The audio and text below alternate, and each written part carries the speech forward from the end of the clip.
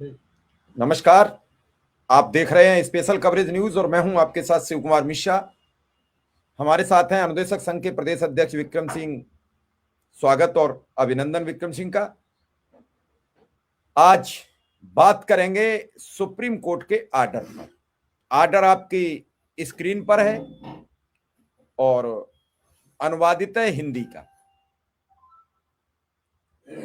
उन्होंने लिखा है कि शिक्षा, वह भी कम से कम प्राइमरी तक, अच्छी शिक्षा मूल्यों और नैतिकता पर आधारित स्तर के लिए मौलिक है, देश की तरक्की के लिए। ऐसे ही लिखते लिखते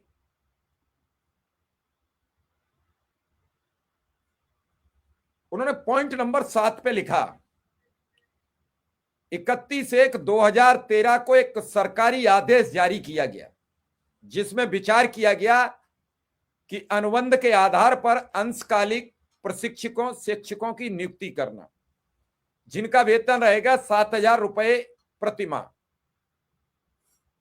निहित मानदेय पर सर्विस में नियुक्ति, फिजिकल एजुकेशन, आर्ट एजुकेशन और तमाम कृषि और तमाम तरीका के एजुकेटर थे। राष्ट्रीय परिषद द्वारा निर्धारित मापदंडों के अनुरूप नियुक्त किया गया। उपरोक्त कार्यक्रम के अंतर्गत दिनांक 11/3/2018 को 13 है, वहां 18 नहीं है, गलत साइड टाइप हो गया है, विज्ञापन प्रकाशित किया गया और 25/2/2013 को यूपी सरकार द्वारा अनुमोदित किया गया नियुक्ति के लिए। विज्ञापन की बातें उन्होंने लिखी। हाई कोर्ट, सर्वोच्च अदालत ने इलाहाबाद उच्च न्यायालय के आदेश का जिक्र किया गया। एकल न्यायाधीश रिट याचिकाकर्ता पर फैसला सुनाया कि 17,000 रुपए प्रतिमाह मार्च 2017 से प्रभावी। हालांकि विशेष अपील में राज्य द्वारा खंडपीठ उच्च न्यायालय द्वारा सामान्य निर्णय में आदेश दिनांक 21/12/2022 को 17,000 रुपए प्रतिमाह मानदेय दे केवल 2017-2018 के लिए कर दिया। इस प्रकार इनके विरुद्ध 11 अपीलें प्रस्तुत की गई। ये सब अपीलों का उन्होंने जो कोर्ट का आदेशों की बातचीत होती है, प्रशिक्षक शिक्षक इस कारण से व्यथित हैं कि हाईकोर्ट में 17,000 रुपए प्रतिमाह के भुगतान की अनुमति दी, उन्हें केवल 2017-18 का मानदेय दिया जाए, न कि इसके बाद। उत्तर प्रदेश राज्य सरकार इस कारण से दुखी है कि उक्त मानदेय का भुगतान का भार उस पर डाला गया, हालांकि यह केंद्र सरकार के लिए भी था। इन्हीं सब का लगातार पॉइंट वाइज सारा बिंदुवार उन्होंने भुगतान की प्रक्रिया बताई। विक्रम सिंह, इसमें हम बात करते हैं भुगतान की सिफारिश और स्वीकृति के बावजूद। पॉइंट नंबर 19 आप भी निकाल लीजिए। पॉइंट नंबर 19 में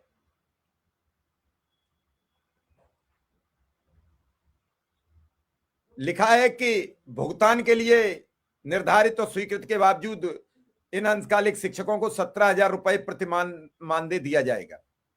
संविदा प्रशिक्षकों शिक्षकों को उसके पद का निर्धारण पीएबी द्वारा 9800 रुपया प्रतिमाह। ये सब हमको लग रहा है जो पुराने आर्डर हैं वो सबमिशन किए गए हैं। क्यों विक्रम सिंह? जी जी। तो जो मुख्य है बिंदु वो हमको लग रहा है काफी कुछ बातें, पहले बातों पर चर्चा कर लेते हैं। इस आर्डर में जज साहब ने कहा गुरु ब्रह्मा गुरु विष्णु की संज्ञा दी, गुरु से बढ़कर उन्होंने किसी को नहीं माना, और जिस तरीके से उन्होंने पूरे शिक्षक को सम्मान दिया है अदालत ने, वो वाकई काबिले तारीफ है। शिक्षक की मर्यादा को उन्होंने कितना विकराल स्वरूप दिया कि गुरु ब्रह्मा गुरु विष्णु गुरुदेवो महेश्वरा अपने ऑर्डर में लिख दिया। विक्रम सिंह, इसे कैसे देखते हैं? जी सर, आपका बहुत बहुत आभार और आपको बहुत बहुत धन्यवाद। आज की जो हम 25,000 अनुदेशकों को जो विजय श्री प्राप्त हुई है, इसमें आपका भी सर बहुत बड़ा योगदान रहा है, क्योंकि आपने 26 अक्टूबर 2021 से अनुदेशकों की आवाज़ को घर घर पहुंचाने का कार्य किया था। शासन प्रशासन से लेकर हर जगह पहुंचाने का कार्य किया था। इसके लिए आपको भी सर कोटि कोटि प्रणाम, बहुत बहुत आभार, धन्यवाद सर। अब आते हैं सर, देखिए, जब उत्तर प्रदेश का अनुदेशक शिक्षा के अधिकार अधिनियम 2009 के अंतर्गत बेसिक शिक्षा विभाग में भर्ती होती है, अभी जिन बातों की आप चर्चा कर रहे थे, जुलाई 2013 में अनुदेशक अपने विद्यालय में पदस्थापित होता है और उससे पहले फरवरी 2013 में विज्ञापन के जरिए इनकी प्रक्रिया प्रारंभ होती है। और जब अनुदेशक विद्यालय में आता है तो सरकार की जो मंशा थी कि हम अपने बेसिक शिक्षा विभाग के बच्चों को उन व्यवसायिक शिक्षा में आगे बढ़ाना, एक अलग प्रकार की एक्टिविटी से बच्चों को जोड़ना, चाहे वो खेल का क्षेत्र रहा हो, चाहे वो कला कंप्यूटर का क्षेत्र रहा हो, चाहे कृषि विज्ञान गृह विज्ञान का क्षेत्र रहा हो। और वास्तव में जिस दिन से उत्तर प्रदेश के उच्च प्राथमिक विद्यालय में अनुदेशकों का आगमन हुआ, उससे पहले की स्थिति को देख लीजिए और उसके बाद की स्थिति को देख लीजिए। हम लोग बार बार जिस चीज की चर्चा करते थे, आज माननीय सुप्रीम कोर्ट ने इस बात पे मुहर लगा दी। आपने देखा होगा, जब भी हम लोग को अंशकालिक कहा जाता था कि ये पार्ट टाइम है, ये संविदा पे हैं, इन हमारे साथ, हमारे मान सम्मान के साथ कहीं ना कहीं खिलवाड़ किया जाता था, हमारी इज्जत प्रतिष्ठा के साथ कहीं ना कहीं खिलवाड़ किया जाता था। लेकिन आज माननीय सुप्रीम कोर्ट ने, आज का जो दिन है, उत्तर प्रदेश के 25,000 अनुदेशक परिवार के लिए आज स्वर्णाक्षरों में आज का दिन सर लिखा जाएगा। क्योंकि जिन बातों की चर्चा हम लोग पिछले 8-9 वर्षों से कर रहे थे, मुझे याद है 2017 में अनुदेशकों का 17,000 पीएबी बोर्ड की बैठक से पास होता है। उसके पहले मैं थोड़ा और पीछे चलूं तो 9 मार्च 2017 को ईसी की एक बैठक होती है, जो बैठक मुख्य सचिव की अध्यक्षता में होती है। और उस समय जहां तक मुझे ज्ञात है, राहुल भटनागर जी उत्तर प्रदेश के मुख्य सचिव हुआ करते थे, चीफ प्रिंसिपल हुआ करते थे, और उनके नेतृत्व में ईसी की बैठक हुई थी 9 मार्च 2017 को, जिसमें बेसिक शिक्षा विभाग के अधिकारी भी रहते हैं, न्याय विभाग के अधिकारी भी रहते हैं, वित्त विभाग के अधिकारी भी रहते हैं। और उसमें ये बातें हुई कि अनुदेशकों का जो मानदेय 8,470 रुपया मिल रहा था, उसको बढ़ाकर 17,000 का प्रस्ताव भारत सरकार के पास भेजा गया। क्योंकि मैं इन बातों को इसलिए जिक्र कर रहा हूं क्योंकि आज के दिन इन बातों का जिक्र करना आवश्यक हो जाता है। और उसके बाद इसी की बैठक से पास होकर वो पीएबी बोर्ड की बैठक में जाता है। चूंकि प्रोजेक्ट अप्रूवल बोर्ड मानव संसाधन विकास मंत्रालय के द्वारा संचालित है, उस समय मानव संसाधन विकास मंत्रालय हुआ करता था, बाद में 2018 में इसका नाम बदलकर शिक्षा विभाग कर दिया गया। लेकिन चीजें वही रही, भले नाम बदल गया, पहले सर्व शिक्षा अभियान हुआ करता था, फिर समग्र शिक्षा अभियान हुआ, नाम में भले ही बदलाव हुआ लेकिन कार्य प्रणाली में बदलाव नहीं हुआ। और आज जिन बातों का हम बार बार जिक्र करते थे कि माननीय, हम लोग बार बार इस बात को कहते थे कि हमें पार्ट टाइम कहा जाता है, लेकिन हम लोग अपने विद्यालय में, चाहे वो 8 से 2 का विद्यालय हो, चाहे 9 से 3 का विद्यालय हो, हम 9 से 3, 8 से 2 अपने विद्यालय में उन सारे कार्यों को करते हैं जो एक अध्यापक करता है। और आज बड़ी खुशी की बात है, उत्तर प्रदेश का अनुदेशक आज अपने आप को गौरवान्वित महसूस कर रहा, आज की माननीय सुप्रीम कोर्ट जो इस देश की न्याय की अंतिम सीढ़ी है, उसने इस बात पर मुहर लगा दी कि उत्तर प्रदेश का अनुदेशक वो पार्ट टाइम नहीं है, वो फुल टाइम है। जिस बात को हम लोग अक्सर आपके डिबेट में या जहां भी मौका मिलता था वहां कहा करते थे। और बड़ी खुशी की बात है कि माननीय सुप्रीम कोर्ट ने इस बात का जिक्र किया कि आप संविदा पर 1 साल से ज्यादा किसी को नहीं रख सकते हैं, और 1 साल से ज्यादा यदि किसी को आप संविदा पे रखते हैं तो उसकी स्थिति अस्थायी की ओर चली जाती है। और 10 वर्षों का जिक्र किया कि 10 वर्षों तक लगातार आप किसी को संविदा पे कार्य कर रहे हैं तो उसकी स्थिति पद के सापेक्ष अस्थायी व्यवस्था उन्होंने की बात की है। ये बड़ा इस जो निर्णय आ गया है, इस निर्णय का सबसे महत्वपूर्ण चीज है कि आज माननीय सुप्रीम कोर्ट ने हम अनुदेशकों को पहला तो फुल टाइम माना। दूसरी बात इन्होंने कहा कि किसी अनुदेशक को आप निकाल बाहर नहीं कर सकते हैं कि आप उससे 1 साल 2 साल 3 साल 4 साल 10 साल काम करा लिए और उसके बाद उसको छुट्टी कर दीजिए। नहीं, 1 साल यदि उसका हो गया तो आप किसी को निकाल बाहर नहीं कर सकते हैं। और आज इस पे मुहर लगाया माननीय सुप्रीम कोर्ट ने। हम धन्यवाद देना चाहेंगे इस देश की सर्वोच्च न्याय व्यवस्था को, हम धन्यवाद देना चाहेंगे इस देश के संविधान को, हम धन्यवाद देना चाहेंगे बाबा साहब भीमराव अंबेडकर जी को, और कि आज सत्य की जीत हुई। और हम बार बार आपके चैनल पे कहते थे कि भगवान के घर देर है अंधेर नहीं, और सत्य परेशान होता है लेकिन पराजित नहीं होता है। और आज इसको सिद्ध किया इस देश की सर्वोच्च न्याय व्यवस्था ने। और आप देखिए शिक्षकों का जो सम्मान इस देश में है, लेकिन कहीं ना कहीं आप देखे होंगे 16 सितंबर को भी जब बहस हो रही थी तो चाहे वो हमारे पंकज मित्तल सर रहे हो, चाहे प्रसन्ना बी वार्ले सर रहे हो, दोनों इस बात का जिक्र करते थे कि पढ़ेगा इंडिया तभी बढ़ेगा इंडिया, और विकसित भारत की बात करते थे। और आज आप उठाकर देख लीजिए, 46 पन्ने का जो आदेश है इसमें शिक्षकों का क्या सम्मान है, अनुदेशकों का क्या सम्मान है। मैं उसी पर आता हूं विक्रम सिंह, मैं उसी पर आता हूं। 32 नंबर पॉइंट है 17 नंबर पेज पर, उसमें लिखा है कि राष्ट्र निर्माण की व्यापक कथा में ऊर्जा, आदर्शवाद और युवाओं को ताकत को सही मायने में ड्राइविंग के रूप में पहचाना जाता है। तरक्की की ताकत होती है। तरक्की किससे होती है? युवाओं से। हर वक्त कहा जाता है भारत युवाओं का देश है। एक मजबूत राष्ट्र की असली नींव या सिर्फ इसकी युवा आबादी होती है। और यह बड़ी चर्चा है कि भारत युवा देश है, क्योंकि भारत में युवाओं की संख्या बड़ी तादाद में है। नागरिकों के मूल्य पर यही शिक्षक, कितनी बड़ी टिप्पणी है, यही शिक्षक जब सबसे जरूरी कैटलिस्ट के तौर पर उभरता है। यह ठीक कहा गया है कि राष्ट्र का वास्तविक अर्थ निर्माण, चरित्र को आकार देने, व्यक्तित्व को निखारता है। कौन निखारता है? पहला शिक्षक होता है मां और बाप।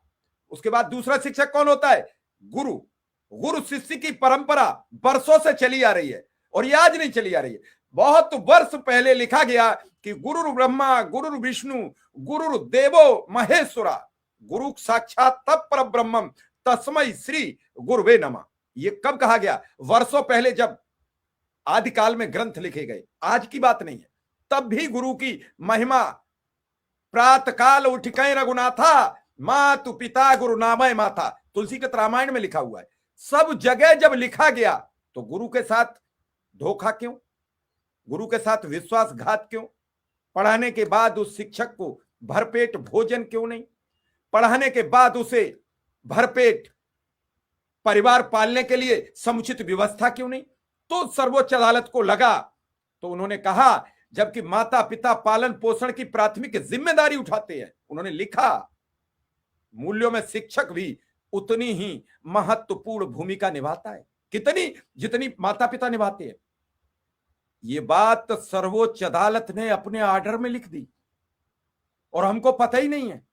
हमारा शिक्षक भूखा है, हमारा शिक्षक दुखी है, हमारा शिक्षक परेशान है। सर्वोच्च अदालत की बड़ी कुर्सी पर बैठे उस जज को पता है कि माता पिता के बाद अगर कोई स्थान पाता है तो कौन है वो? शिक्षक। शिक्षक के पांव छूने में जाति धर्म संप्रदाय नहीं देखी जाती है। शिक्षक को प्रणाम करते हैं। ऐसे में लिखा कि आदर्श, ऐसा करने से दृष्टिकोण, आचरण और आदर्श, जब माता पिता और शिक्षक मिलकर काम करते हैं तब एक आदर्श बनता है, और उस आदर्श से एक कच्चे घड़े को ठोंक पीट कर तैयार कर दिया जाता है, और वो होता है इस देश का भविष्य। कौन? युवा। कौन? कर्णधार, जिसके कंधों पर टिका है भारत का भविष्य। वो कोई भी हो सकता है। क्या योगी आदित्यनाथ जी सोचते थे कि मैं कभी ऐसा एक दिन आएगा कि मैं इस राज्य का मुख्यमंत्री बनूंगा? युवा मुख्यमंत्री है अखिलेश यादव, हेमंत सोरेन, स्टालिन। मुझे नहीं मालूम कि उनके पैतृक उससे मिला, लेकिन युवा मुख्यमंत्री होने का गौरव प्राप्त है। इसके बाद उन्होंने लिखा कि शिक्षक की इस भूमिका को इस कविता में खूबसूरती से दिखाया गया, और वो कविता ढूंढ लाए। सोचिए, सुप्रीम कोर्ट का एक जज एक कविता को ढूंढ के लाता है शिक्षक के सम्मान में, और हम शिक्षक को भरपेट सम्मान नहीं दे पाते, शिक्षक को सम्मान नहीं देते। क्यों? वो भूखा है, उसके घर में राशन के लिए पैसे नहीं है, उसके घर में शाम को सब्जी के लिए पैसे नहीं है, खाली थैला लिए ढूंढ रहा है। कहीं 10 रुपया किलो वाला नहीं, कहीं 4 रुपया किलो वाला सड़ा कटा पिटा आलू मिल जाता तो 2 किलो ले लेते। इस 9-10 हजार रुपया में क्या खरीदेगा? जब को जेब में पैसे होंगे तभी तो खरीदेगा। 10,000 रुपया में 1,000 रुपया का सिलेंडर निकाल दो, 9,000 रुपया में 1,000 रुपया का सिलेंडर निकाल दो, एक जगह 8,000 बचते, 1,000 9,000 बचते। 3,000 रुपया का कम से कम राशन खा लेता है एक व्यक्ति, एक परिवार। उसके बाद रुपया रह गए सिर्फ 5,000। कई साथी ऐसे हैं जिनका आने जाने का किराया 6,000 है। तो क्या फिर उसको तेल, नमक, मिर्च, कपड़ा, लित्ता, साबुन, इसकी कोई जरूरत नहीं है? क्या हवा में धुल जाते हैं उसके कपड़े? या फिर उसे कोई ऐसी दुकान है कि उसे 9,000 वेतन मिलता है तो उतनी सस्ती उसे चीज मिलेगी? इस देश के सिस्टम को भी समझना चाहिए, जो बहुत देर की है। चलिए, देर आए दुरुस्त आए। तो क्या लाइन लिखी उस न्यायाधीश ने न्याय के देने के लिए कि रवि रहेगा जिसके पीछे। ये लाइन शिक्षा मित्र अनुदेशक याद करें कि चीफ जस्टिस मित्तल ने लिखा क्या? उन्होंने लिखा, रवि रहेगा जिसके पीछे, यही अरुण भेदेगा तम। ये जो अंधकार है इसको ये अरुण भेद देगा। यानी जब सूरज जवानी के पीछे खड़ा होगा, यानी सूरज जब जवानी के पीछे खड़ा होगा तो अंधेरा नहीं रह सकता है। इस श्लोक में सूर्य को हमेशा ज्ञान का प्रतीक कहा गया है। उस सूर्य के उजाले में हम दिन निकलते बैठते हैं। विक्रम सिंह, इस पर हम जरूर कमेंट।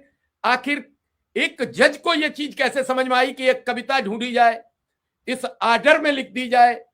मैं तो धन्यवाद देता हूं, उन जज को प्रणाम करता हूं जिन्होंने इतना सम्मान दिया है। आर्डर अलग रख दो, अभी पहले तो बात सम्मान की। अनुदेशक और शिक्षा मित्र को इस राज्य में सम्मान देता कौन है?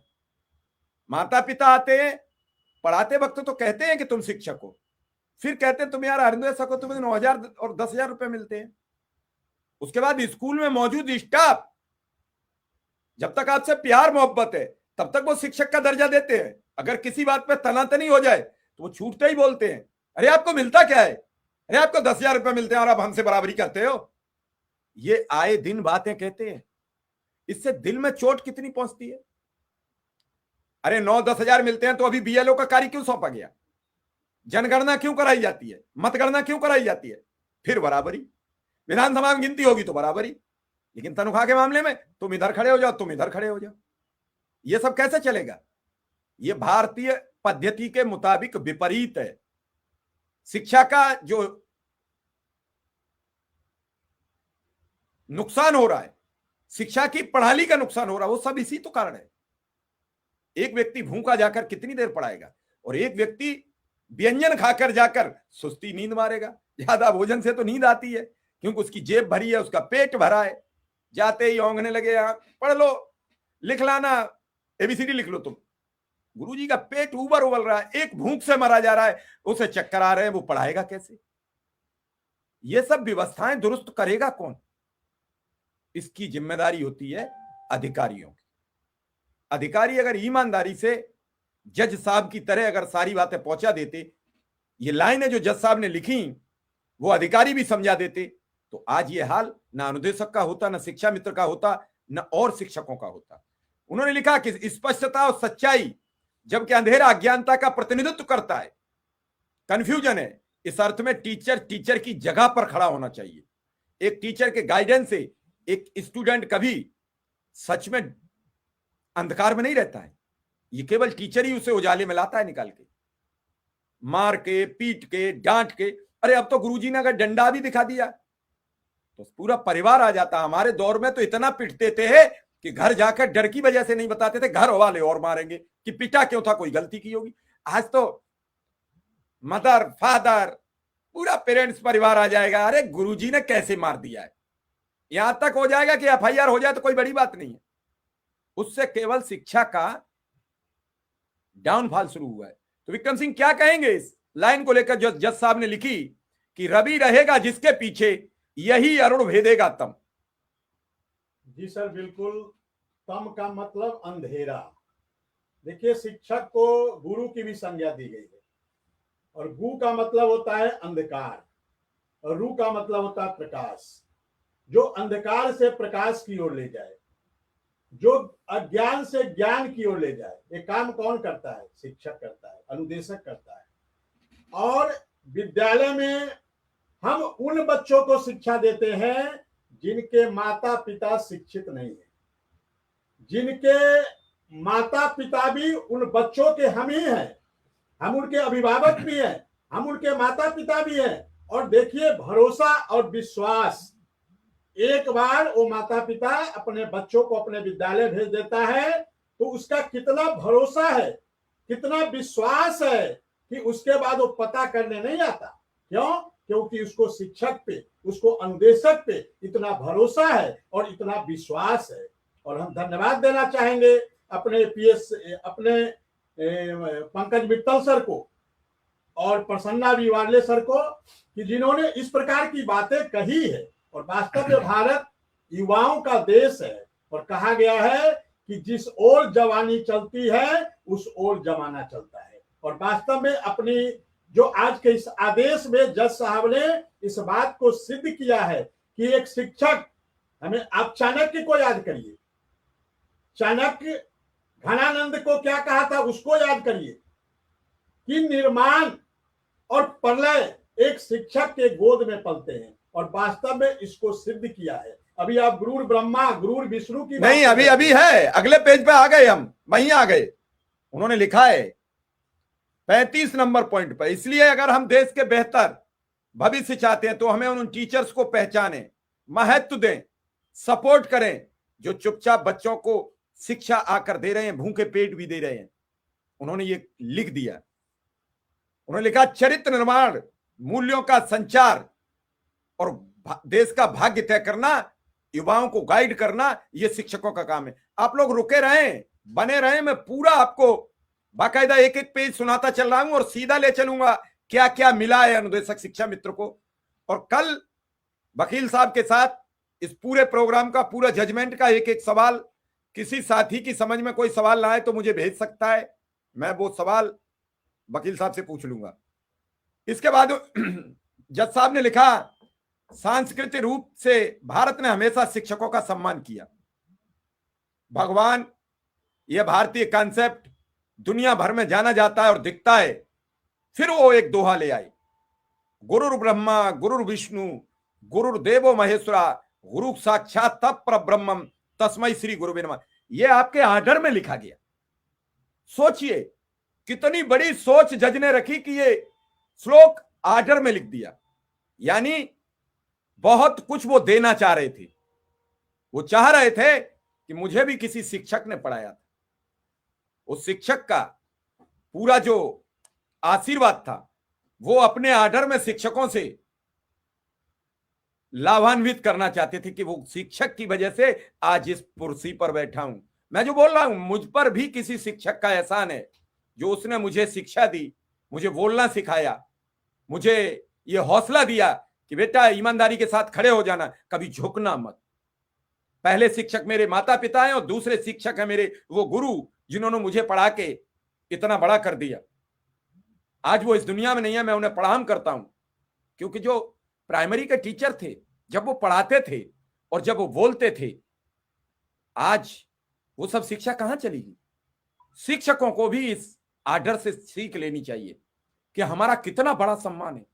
सर्वोच्च अदालत का जज लिख रहा है गुरु ब्रह्मा गुरु विष्णु गुरुदेव, कहां आपकी तुलना कर रहा है, और उसके बाद आप कहां तुलना अपनी करवाते।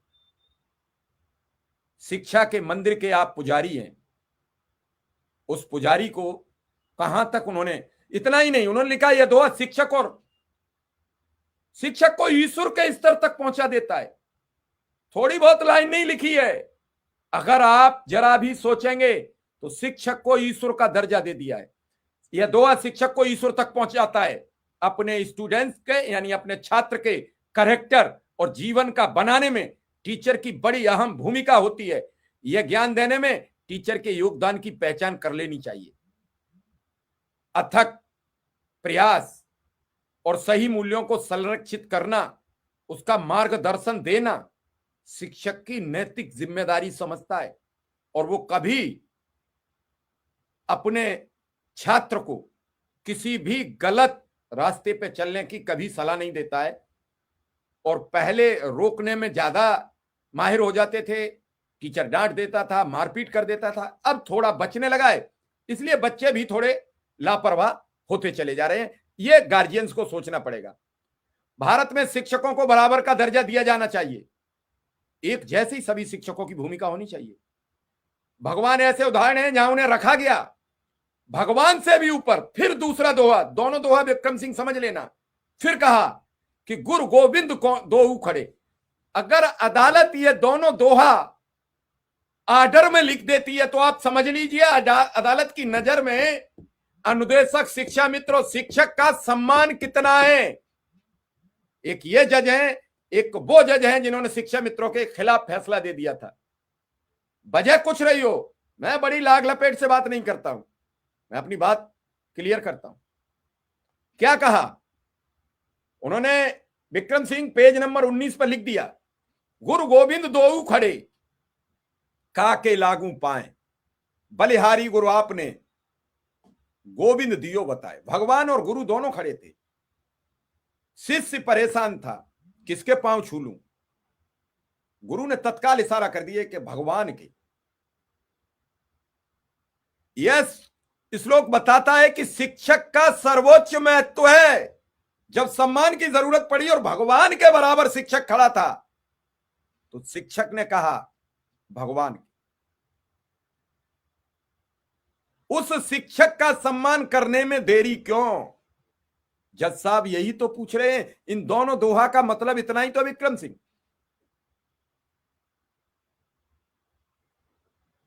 बिल्कुल सर, हमारी भारत की ये परंपरा रही है, और इस दोहे में जज साहब का कहना है कि शिक्षक और भगवान यदि एक साथ खड़े हों तो हमें सबसे पहले किसके पांव छूना चाहिए।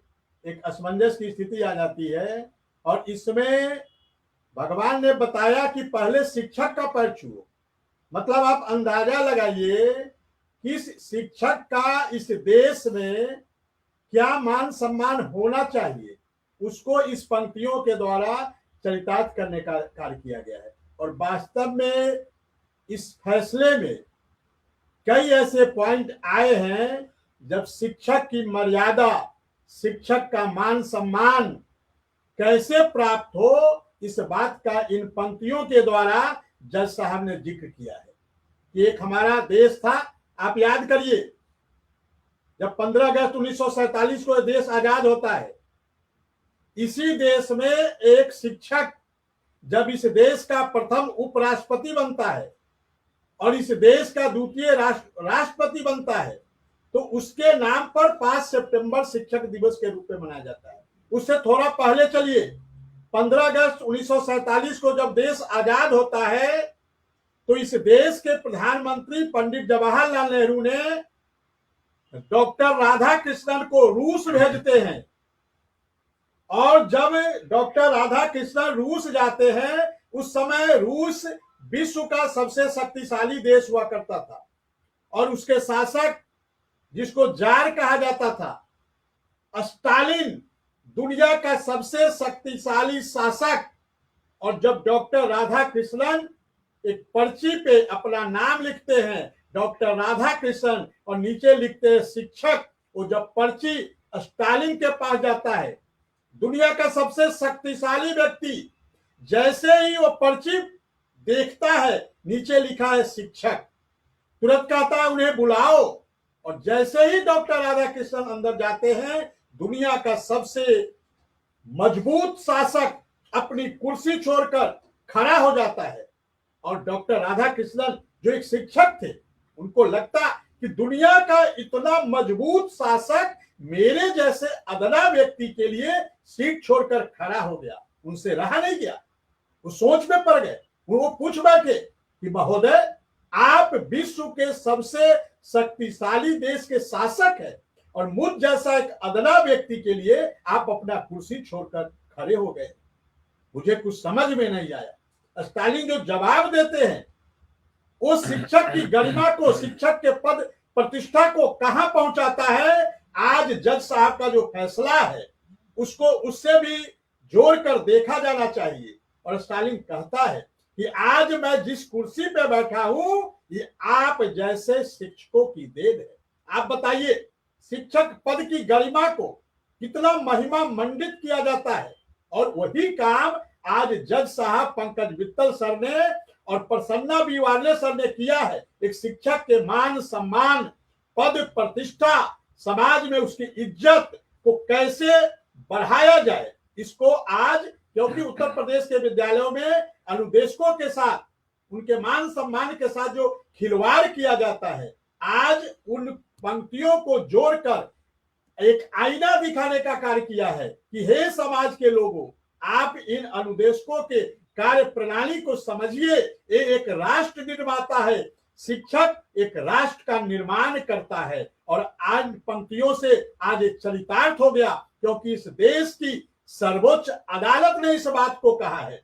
कोई और कहता तो शायद उस पर प्रश्न चिन्ह लग सकते थे, लेकिन जब इस देश की सर्वोच्च व्यवस्था, सर्वोच्च न्याय व्यवस्था, न्याय की अंतिम सीढ़ी माननीय सुप्रीम कोर्ट के जज पंकज मित्तल सर और प्रसन्ना बीवाले ने इस बात को कहा तो ये अपने आप में एक बहुत बड़ी बात हो जाती है और अनुदेशकों के पद की गरिमा को बढ़ाने का कार्य करती है और एक आईना दिखाने का कार्य करती है। सर, हम तो हृदय की गहराइयों से माननीय सुप्रीम कोर्ट के दोनों जज महोदय का हृदय की गहराइयों से आभार व्यक्त करते हैं, धन्यवाद व्यक्त करते हैं। और इस अवसर पे अपने वकील साहब लोगों की चर्चा न करें। पीएस पटवालिया जी, जिस प्रकार से आपने देखा होगा हर सुनवाई में हम अनुदेशकों की पीड़ा को, हम अनुदेशकों की समस्या को जिस प्रकार से जज महोदय के समक्ष रखते थे, आप याद करिए 16 सितंबर का वो दिन, 2025 का वो दिन, जब 2 घंटे 10 मिनट लगातार इस बात को पीएस पटवालिया जी कह रहे थे कि उत्तर प्रदेश का एक अनुदेशक क्या विद्यालय में करता है, हम कौन सा ऐसा काम करते, हम ऐसा कौन सा काम नहीं करते जो एक शिक्षक करता, चाहे वो बिल्कुल बीएलओ की ड्यूटी हो, बाल गणना, जनगणना, चाहे एसआईआर की ड्यूटी हो, चाहे हिंदी पढ़ाना हो, गणित पढ़ाना हो, अंग्रेजी पढ़ाना हो, विज्ञान पढ़ाना हो, खेल खिलाना हो, बच्चों को पीटी योगा कराना हो, हर उस काम को करता है उत्तर प्रदेश का अनुदेशक। लेकिन कहीं न कहीं इस समाज ने और इस शासन व्यवस्था ने उत्तर प्रदेश के अनुदेशकों के साथ मान सम्मान के साथ कहीं न कहीं खिलवाड़ किया।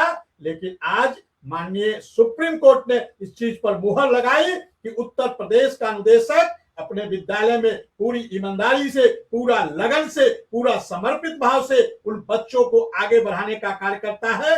जिन बच्चों के माता पिता शिक्षित नहीं होते हैं, वो पूरा का पूरा भरोसा अपने विद्यालय के अनुदेशक पे करता, अपने विद्यालय के शिक्षक पे करता। बिल्कुल हम धन्यवाद देना चाहेंगे, आभार ज्ञापित करना चाहेंगे। बिक्रम सिंह है कि हाँ, इस ऑर्डर में जो सबसे मेहन कड़ी है उसे किसी ने नहीं पढ़ा।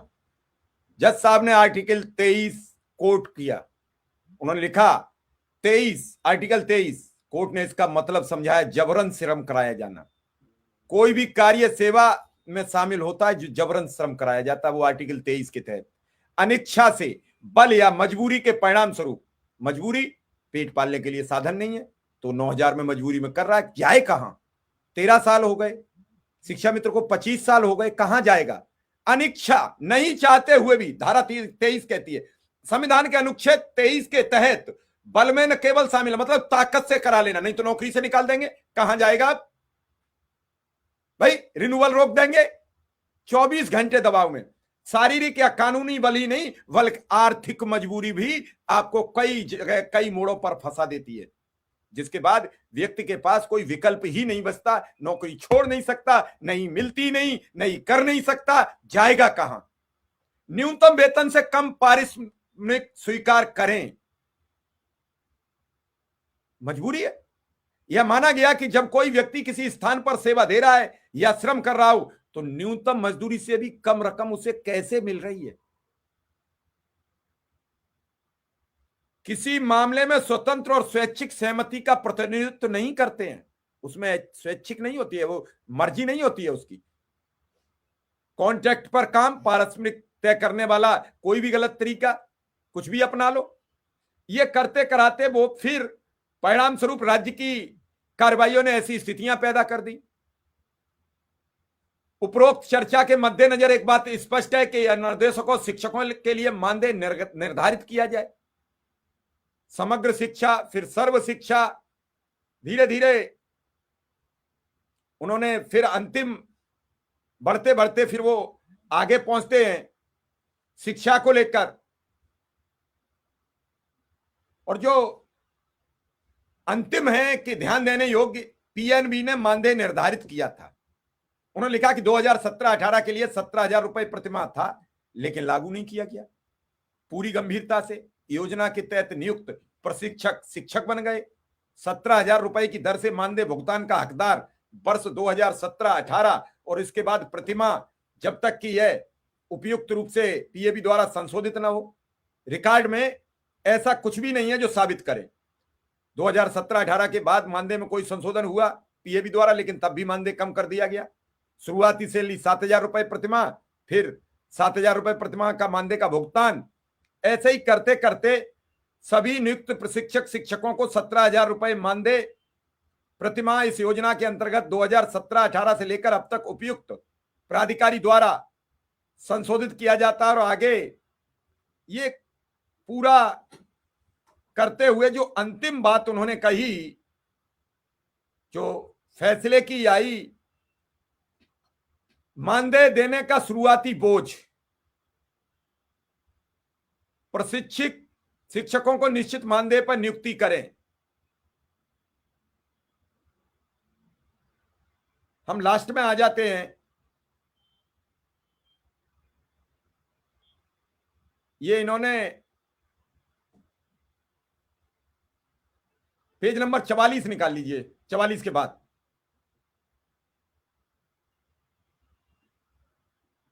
देखिए सर, इसमें कुछ और भी महत्वपूर्ण बातें लिखी गई है। क्या नंबर पे? ये 64 नंबर पॉइंट, 64 नंबर, ठीक है। इस योजना के तहत नियुक्त शिक्षकों की सेवा, इसमें अन्य बातों के साथ साथ उपनियम 23 के अनुसार वेतनमान और भत्ता, चिकित्सीय सुविधाएं, पेंशन, ग्रेच्युटी, भविष्य निधि और शिक्षकों के अन्य निर्धारित लाभ समान होंगे। देखिए कितनी बड़ी बातें कही है 64 नंबर पॉइंट पे, जैसा यहां लिखा है 64, भत्ता, चिकित्सा सुविधाएं, पेंशन, ग्रेच्युटी, भविष्य निधि और शिक्षकों के अन्य निर्धारित लाभ समान होंगे। दूसरी टीचरों की जैसी क्वालिफिकेशन और काम और अनुभव है, इसका मतलब है कि नियुक्त प्रशिक्षक शिक्षक प्राथमिक शिक्षा के लाभ के लिए योजना के तहत, अधिनियम के तहत अन्य के बराबर रखा गया है। भत्ते, चिकित्सा सुविधा, पेंशन, ग्रेच्युटी, भविष्य निधि, फंड और इसी तरीके के फायदे प्रशिक्षक शिक्षकों के अलावा वेतन के भी हकदार हैं। आप अंदाजा लगाइए इस पॉइंट से क्या लाभ मिलेगा अनुदेशकों को? इस आदेश का यदि पालन हो जाए तो उत्तर प्रदेश के अनुदेशकों की एक भी समस्या बचेगी नहीं सर, एक भी समस्या, नॉट ए सिंगल प्रॉब्लम। आप ये जो 46 पेज का आदेश है, 74 पॉइंट है, 74 पॉइंट में जो बहुत सारे पॉइंट है जिसका वास्तव में यदि ईमानदारी से पालन हो जाए, क्योंकि उत्तर प्रदेश के अनुदेशकों को देखिए अभी मेडिकल की सुविधा नहीं मिलती है, उसको कोई भत्ता नहीं मिलता है, कोई ग्रेच्युटी नहीं मिलता है, लेकिन यदि इसको लागू कर दिया जाए, और ये माननीय सुप्रीम कोर्ट का आदेश है, तो आप अंदाजा लगा सकते हैं। और देखिए जो हम स्वतः नवीनीकरण की बात करते हैं, आज सुप्रीम कोर्ट ने इस बात को मुहर लगा दी कि उत्तर प्रदेश का एक भी अनुदेशक, इसको नवीनीकरण की आवश्यकता ही नहीं है, इसको निकालने का कार्य ही नहीं कोई कर सकता है। तो यदि इन सारी चीजों का वास्तव में अनुपालन हो जाए, और हम तो उत्तर प्रदेश सरकार से हाथ जोड़कर निवेदन करते हैं कि उत्तर प्रदेश सरकार, माननीय मुख्यमंत्री जी, माननीय बेसिक शिक्षा मंत्री जी और उत्तर प्रदेश के बेसिक शिक्षा विभाग से जुड़े उन तमाम जो अधिकारीगण से आग्रह करते हैं कि कृपया करके इन आदेश को देखिए और इसमें जिन जिन चीजों का प्रावधान किया गया है उसको देखकर पूरा करिए, जिससे इस देश की सर्वोच्च न्याय व्यवस्था की भी प्रतिष्ठा कायम रहेगी। और उत्तर प्रदेश का अनुदेशक, जिसके बारे में गुरुर ब्रह्मा गुरुर विष्णु गुरु गोविंद दो खरे जैसे पंक्तियों से उसको सिरोधार्य करने का कार्य माननीय जज महोदय ने किया है, यदि इन सब बातों को आप अक्षरशः लागू कर देंगे तो उत्तर प्रदेश के अनुदेशकों के जीवन में कोई समस्या ही नहीं बचेगी सर। पार्ट टाइम कहा जाता था, जज साहब कह रहे हैं फुल टाइम है। संविदा की बात कही जाती थी, जज साहब कह रहे हैं अस्थायी हैं, क्योंकि 1 साल से ज्यादा आप इनको संविदा पे रख ही नहीं सकते हैं। आप देखिए इस देश की, अभी आप आर्टिकल 23 की बात कर रहे थे, बेगारी, शोषण, इन सब बातों से निजात मिलेगा। तो हम तो उत्तर प्रदेश सरकार से हाथ जोड़कर निवेदन करेंगे कि उत्तर प्रदेश सरकार के माननीय मुख्यमंत्री जी, माननीय बेसिक शिक्षा मंत्री जी और तमाम अधिकारीगणों से आग्रह करेंगे कि इस आदेश को आप देखिए और उत्तर प्रदेश के अनुदेशकों के जीवन में एक नया उजाला लाने का कार्य करें, और ये आपके द्वारा ही हो पाएगा। और उत्तर प्रदेश का अनुदेशक सरकार के आदेश निर्देश का पालन करने के लिए, जैसे पहले हम करते आ रहे थे, आगे भी हम करते रहेंगे। आपसे निवेदन है कि इन आदेशों को एक बार पढ़िए, देखिए और इसका पालन करवाइए, जिससे उत्तर प्रदेश के अनुदेशकों की समस्त समस्या एक साथ समाप्त हो जाएगी सर। मैं धीरे धीरे अंतिम पॉइंट की ओर आपको ले चलूंगा। मैं ले चलूंगा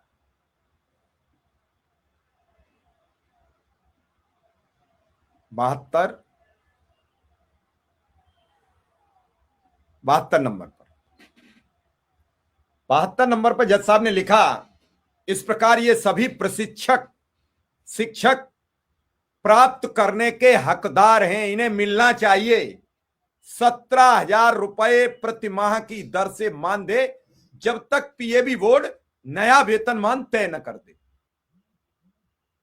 यानी 2017-18 से राज्य सरकार भुगतान शुरू करे, उन्हें 17,000 रुपये प्रतिमाह की दर से मानदेय दिया जाएगा। यह मानदेय 1 अप्रैल 2026 से प्रभावी होगा, जिसका बकाया भुगतान किया जाएगा। राज्य सरकार इस भुगतान को 6 महीने के भीतर, आज से, यह अप्रैल से लागू नहीं होगा, आज से देगी।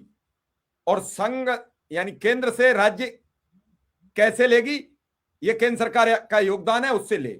विक्रम सिंह, इसको थोड़ा सा साफ कर दीजिए, कैसे होगा ये सब, क्योंकि सभी को चिंता है क्या क्या मिलेगा, क्या क्या, ये बड़ी गूढ़ लाइन है। अच्छा, इंग्लिश के शब्द और हिंदी के शब्द बड़े डिफरेंट होते हैं, तो थोड़ा सा डिटेल में, कम से कम इसे 5 मिनट में जो सब समझ लें, एक एक लाइन क्या क्या मिला, इसी के लिए सब इंतजार कर रहे हैं। और इस समय लगभग 3,500 लोगों के आसपास हमारे साथ जुड़े हुए हैं। बिल्कुल सर, देखिए आप याद करिए 2023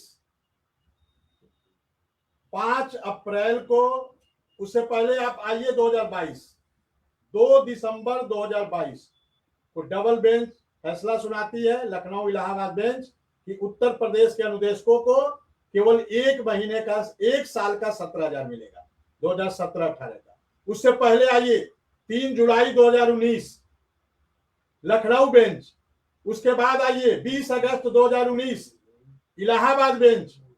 दोनों बेंच फैसला करती है कि उत्तर प्रदेश के अनुदेशकों को मार्च 2017 से 9% ब्याज की दर से, मार्च 2017 से 9% ब्याज की दर से टिल डेट, मतलब फैसला आने तक 17,000 का भुगतान किया जाए 3 जुलाई 2019 को। और इसी को 20 अगस्त 2019 को इलाहाबाद हाईकोर्ट मुहर लगा देती है। उसके बाद 2 दिसंबर 2022 को डबल बेंच इलाहाबाद लखनऊ दोनों केवल 1 साल के मानदेय की बात करती है कि इनको केवल 1 साल का मानदेय 17,000 दिया जाए, बाकी उत्तर प्रदेश सरकार अपना निर्णय ले।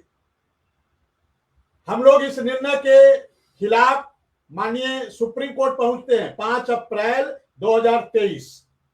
और जब 5 अप्रैल 2023 को हम लोग पहुंचते हैं, उससे पहले मालूम चलता है कि सरकार 29 मार्च 2023 को ही आ गई कि हम जो डबल बेंच का फैसला है 1 साल देने का, वो भी नहीं देंगे। 1 मई 2023 को पहली सुनवाई होती है और हम लोग की याचिका स्वीकार कर ली जाती है। उसके बाद तमाम जद्दोजहद के साथ 23 में कई सुनवाई होती है।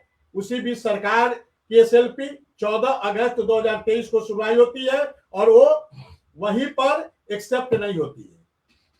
उसके बाद आगे बढ़िए, फिर 16 सितंबर को अनुदेशकों का जो केस है वो रिजर्व हो जाता है। और आज जो जज साहब ने फैसला दिया है, चूंकि मार्च 2017 में हमारा 17,000 लागू हो जाता है, तो आज जो जज साहब ने फैसला दिया है कि मार्च 2017 से लेकर मार्च 2026 तक इनको 17,000 का एरियर मिलेगा।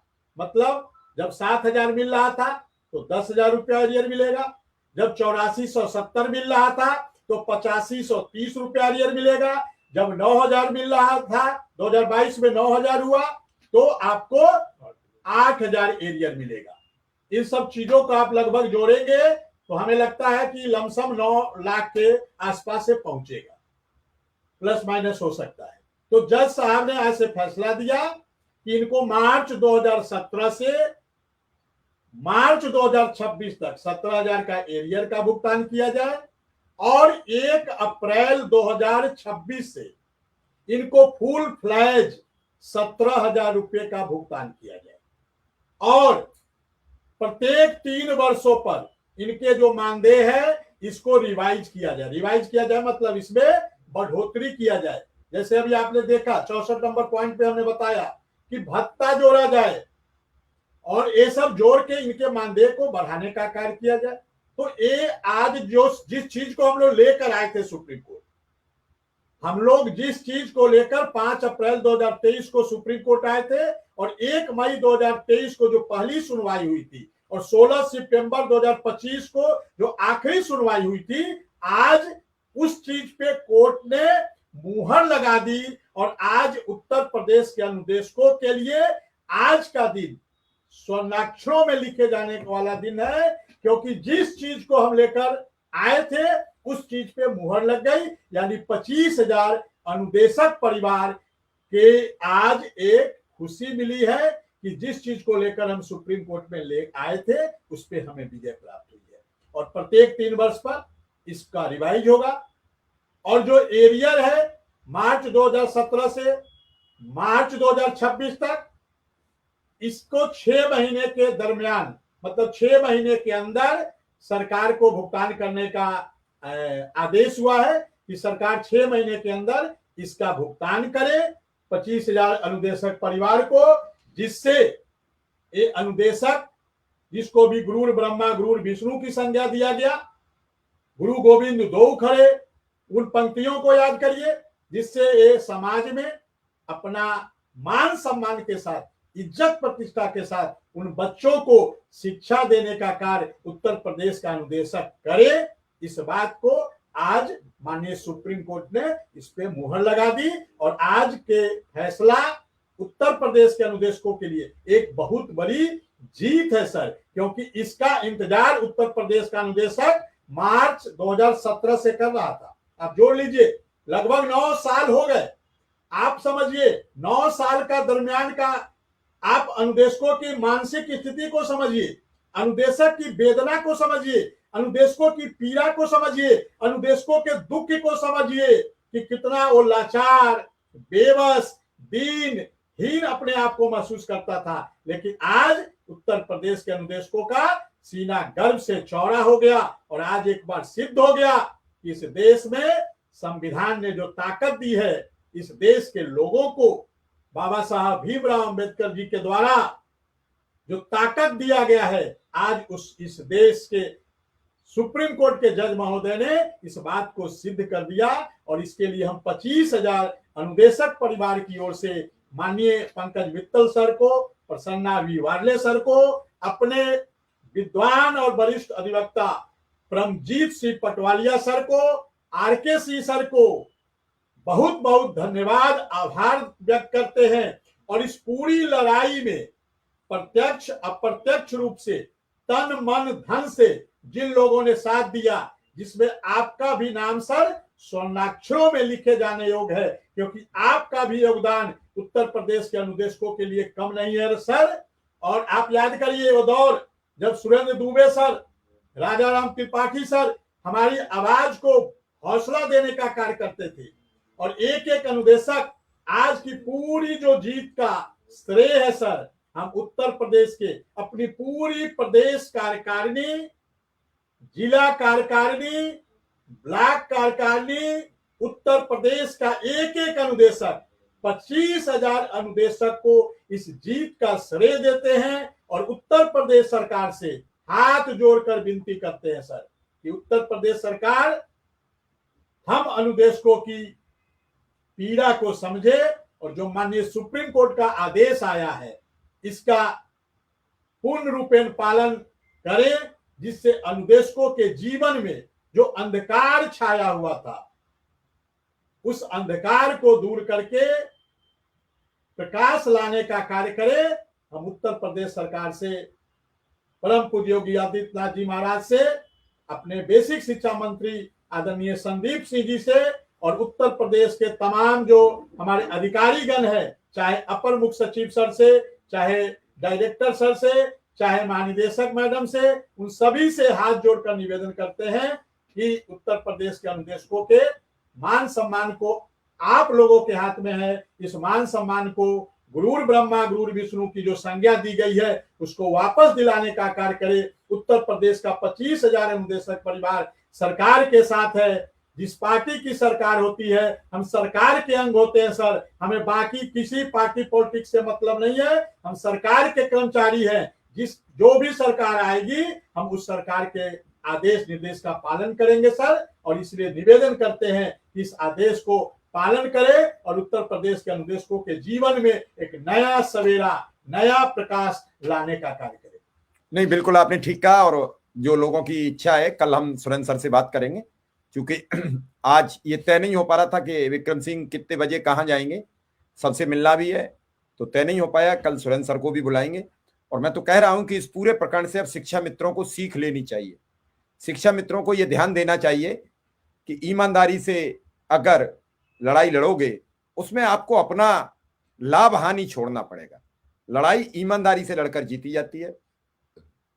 श्रेय सबको मिल रहा है। इसमें कई साथी हैं जिन्होंने अपार मेहनत की और वो श्रेय के समय पीछे रह गए। तो ये सब चीज चलता है, लेकिन इस सब के बावजूद भी शिक्षा मित्रों को भी सरकार की तरफ भी भरोसा करना चाहिए और अपने बारे में भी विचार करना चाहिए। और जो आज कहा सर्वोच्च अदालत ने कि 10 वर्ष हो गए, इन्हें नियमित किया जाना चाहिए, वो बात शिक्षा मित्रों पर भी लागू होती है, अनुदेशकों पर भी लागू होती है। इस बात का पर शिक्षा मित्र के नेता, शिक्षा मित्र संगठन, शिक्षा मित्र के अधिवक्ता या शिक्षा मित्र के लोग सब ध्यान दें कि आखिर ईमानदारी से लड़ी गई लड़ाई जीती जा सकती है। ये लोग आते थे तो होटल में नहीं रुकते थे, ये लोग आते थे अदालत लड़ने तो ये होटल नहीं रुकते थे। इनके लिए स्पेशल कवरेज न्यूज का ऑफिस और वो जमीन, वही इनके लिए बिस्तर होता था, उसी का बाथरूम इनके लिए नहाने धोने की व्यवस्था होती थी, वहीं रूखी सूखी जो रोटी मिल जाए वो खा के ये तारीखें होती थी। होटलों में रुकने के बाद केस नहीं जीते जाते। केस जीतने के लिए बहुत कुछ दांव पर लगाया जाता है।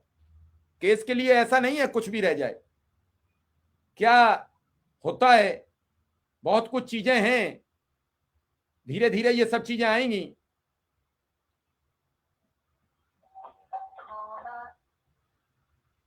हेलो, नमस्ते सर। नमस्ते। सर हम लोग कभी कब उठेगा निदेशक, हम मिर्जापुर से बोल रहे हैं सर। क्या बोल रहे हो? सर मिर्जापुर से बोल रहे हैं सर, निदेशक जो 32,022 को हुई की भर्ती सर। हाँ, तो क्या हुआ उस बार? हुआ नहीं सर। क्या सर? क्या नहीं हुआ उसमें? सर हम लोग को भर्ती नहीं हुई सर, फॉर्म अप्लाई कर उस पर हुआ नहीं सर, जो है तो 25,000। अभी प्रोग्राम हो जाने दो, बाद में बात कर लेना भैया, अभी तो लाइव ही चल रहे हैं। ठीक है, अच्छा अच्छा ठीक है सर। तो कुल मिला के जो बात करते हैं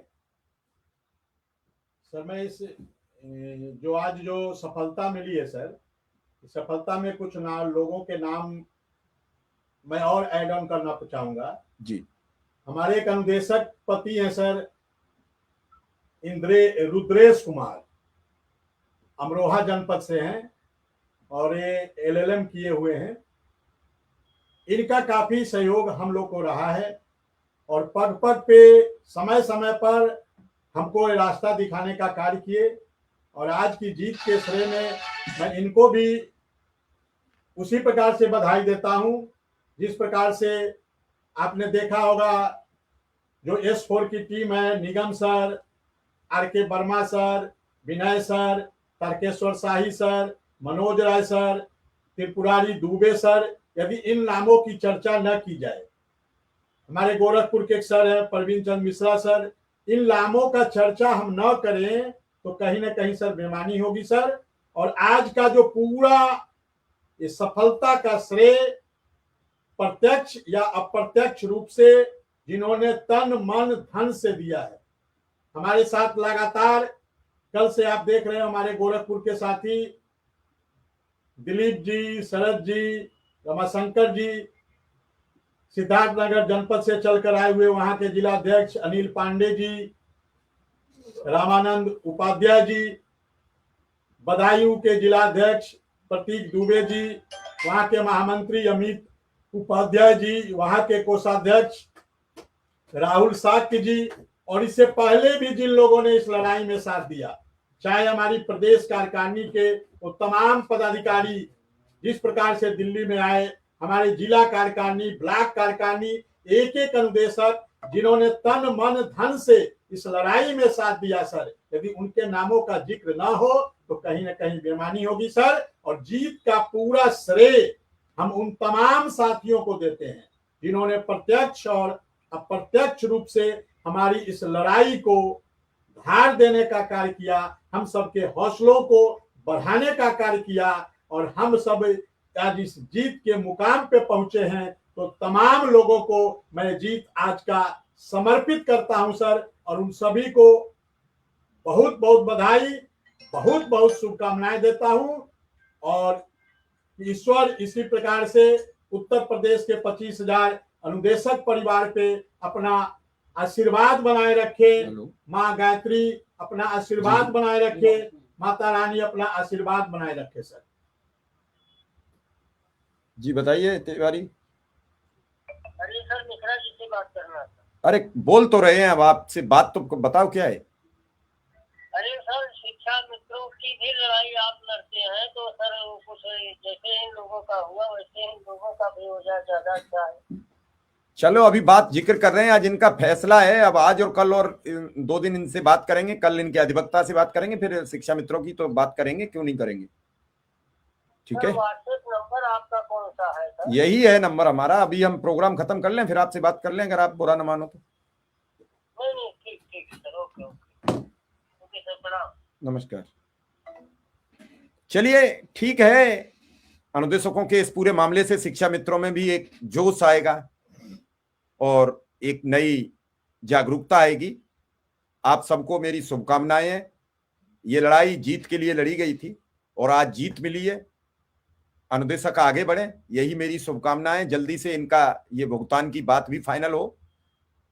मुख्यमंत्री योगी आदित्यनाथ से भी अनुरोध है, अपील है कि इस फैसले को स्वीकार करें और सरकार का सहयोग करें। ये आपके कर्मचारी हैं, आपके ही द्वारा इन्हें न्याय मिलेगा। इसी के साथ विक्रम सिंह के अधिवक्ता PS पटवालिया जी, RK सिंह जी और इस पूरे यज्ञ के एक भीषम पितामह की तरह भूमिका निभाने वाले आदरणीय सुरेंद्र सर को प्रणाम, राजाराम जी को प्रणाम, अश्विनी मिश्रा, जो साथी, चाहे वो सुनील कौशिक जी रहे, चाहे वो शुरुआत के साथी रुद्र प्रताप दुबे जी रहे, या जो भी साथी आए, कारवां चलता रहा, साथी छूटते रहे, आगे बढ़ते रहे, क्योंकि इस प्रोग्राम में किसी को इंटरेस्ट नहीं था इस पर क्या बोलेंगे क्या करेंगे, लेकिन शिव कुमार मिश्रा को इंटरेस्ट इतना था कि जैसे अभी जो फोन नहीं बजते हैं लाइव में भी, पता नहीं किसकी पीड़ा आ जाती है, वो एक इंजेक्शन का काम करती रही। रात को आ गया, कोई 12 बजे रो रहा है, कोई 2 बजे कह रहा है, कोई 3 बजे रात को मैसेज लिख रहा है। अब चूंकि वो पीड़ा मेरे मन से नहीं निकलती थी, साथ में उन अंतर जनपदी वाली महिलाओं की पीड़ा, एक एक पीड़ा पटल पर लिख गई है। अगर कोई मुझसे कह दे, अभी ये खबरें कई जगह चल चुकी हैं, ये अखबारों में खबरें छप चुकी हैं, हमें पता नहीं लगता, कई मैगजीनों में खबर छपी, लेकिन आप सबको मेरी शुभकामनाएं हैं। फिर बात करेंगे, क्योंकि आज हम भी इधर उधर फंसे हुए थे तो बहुत ज्यादा हम भी नहीं समझ पाए। फिर विक्रम सिंह से हमने कहा, विक्रम सिंह रात ही चल के आए थे, वापसी भी जाना है, कई और साथी उनके साथ हैं, सबके अपने अपने काम भी हैं, लेकिन जो हुआ वो अच्छा हुआ। भगवान पर भरोसा रखो, सब अच्छा होगा। मैं तो उन सभी साथियों को इसके कार्यक्रम के शुभारंभ में जो मेहनत की, मैं राम सिंह जी को भी धन्यवाद देता हूं, मैं उन सभी को धन्यवाद देता हूं, और मैं उन सभी को भी धन्यवाद देता हूं जो इस जीत को रोकने में अपना पूरा सहयोग प्रदान किए। जहां मौका लगा, जो आरोप लगा वो लगाया, लेकिन उसके बाद भी लड़ने वाले लड़ते रहे। किसी ने कुछ आरोप लगाया, किसी ने कहा कि वो अधिवक्ता ने आज गलत बयानबाजी कर दी, न्यूनतम वेतनमान मांग लिया। आज उन सभी चीजों का इस आर्डर में उल्लेख है। लड़ाई हर बिंदु पर लड़ी जाती है। किसे घेरता है? जब लड़ने वाला व्यक्ति लाठी भी चला लेता है, हथियार भी चला लेता है, डंडा भी चला लेता है और गाय बगाए थप्पड़ भी सूंघ देता है, वो हर लड़ाई में जीतता है। लड़ाई एक तरफ से नहीं लड़ी जाती है, साम दाम दंड भेद, और इसमें सभी प्रयोग किया गया, और इसमें कई बड़े आरोप प्रत्यारोप, लेकिन आज सब जीत गए हो। इस सब के लिए उन सभी विपक्षी दल के प्रवक्ताओं का भी धन्यवाद जो लगातार हमारे साथ सरकार से आवाज उठाते रहे। आज हम अच्छी सरकार के भी उन सभी आए हुए प्रवक्ताओं का आभार जो इस पूरे मुद्दे में शामिल होते रहे। कल फिर बातचीत करेंगे, फिलहाल हमें इजाजत दीजिए। धन्यवाद, नमस्कार। हाँ, मध्य प्रदेश के लोगों का भी बहुत सहयोग रहा। प्रकाश आसुदानी जी हैं, त्रिपुरा के साथी हैं, छत्तीसगढ़ के साथी हैं, बहुत साथी हैं कई राज्यों के जो निरंतर मेहनत करते रहे। और इस दौरान जब जब तारीख लेट हुई तो आपने विक्रम सिंह को झाड़ लगाई, ढेरों सवाल किए। अभी आर्डर लेट हो रहा था तो ढेरों, क्योंकि बुरा न माने तो बस एक बात जरूर कहूंगा, अनुदेशक को शिक्षा मित्र इतना ज्ञान मुझे नहीं है, मैं अज्ञानी हूं उनके सामने। ज्ञान बहुत है, जानकारी बहुत है, कानून की जानकारी बहुत है। क्या होगा कल वो बता सकते हैं, अभी मैं नहीं बता सकता। मैं तो तभी बता सकता हूं जब आर्डर की आगे प्रक्रिया कैसे होगी। तो फिलहाल आप सबका आभार, धन्यवाद। विक्रम सिंह आपका भी आभार, धन्यवाद। सभी दर्शकों को बहुत बहुत धन्यवाद। नमस्कार।